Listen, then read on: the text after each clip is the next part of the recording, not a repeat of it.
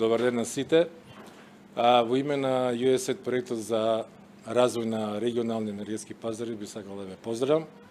Тоа е проект кој траеше 4 години и беше финансиран од американската влада преку USAID, а имплементиран од компанијата Tetra Tech од Вашингтон и подпомогната со локална компанија AC Consultancy Services ДО Скопје.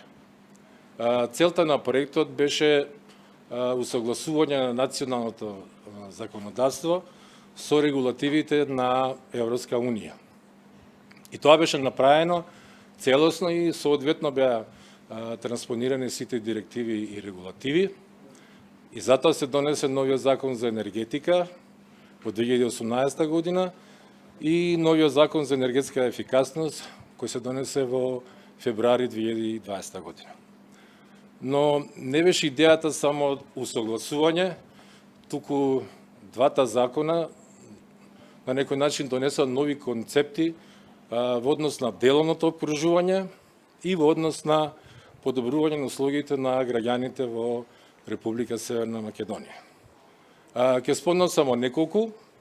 Тоа е целосна либерализација на пазар на електрична енергија, воспоставување на концепт универзален снабдувач и кој нуди услуги за домакинствата и на некој начин тоа беше балансниот механизам или дефензивниот механизам према домакинствата во смисол на преживување на ценовни шокови во однос на електричната енергија. И трета работа која би сакал да ја потенцирам, тоа е деловното обкружување во однос на инвестиции во така наречени обновливи извори на енергија. Се створи и законска, но и подзаконска рамка и последниве 2 години гледаме голем интерес како од странските, така и од домашните, како од големите, така и од помалите инвеститори да инвестираат во обновливи извори на енергија. Конкретно, до сега се организираат 2 тендери во однос на организација на аукции за обновливите извори на енергија. До сега се донесени одлуки и подпишани договори за 56 мегавати инсталација на соларна енергија, а во моментов, значи во август месец се објави и третиот тендер за инвестиции во соларни електроцентрали. Се очекува, веќе имаше јавно отварање на понудите за овој тендер. Тој е некаде со капацитет од 80 мегавати, 91 понуда беа понудени на јавното отварање кое се случи минатата недела.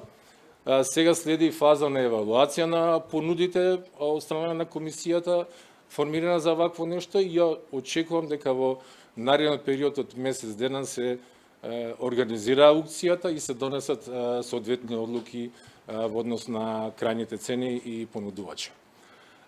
Ако се реализира и овој тендер, некаде се очекува да имаме инвестиции во наредните 2 до 3 години, некаде околу 100 милиони евра.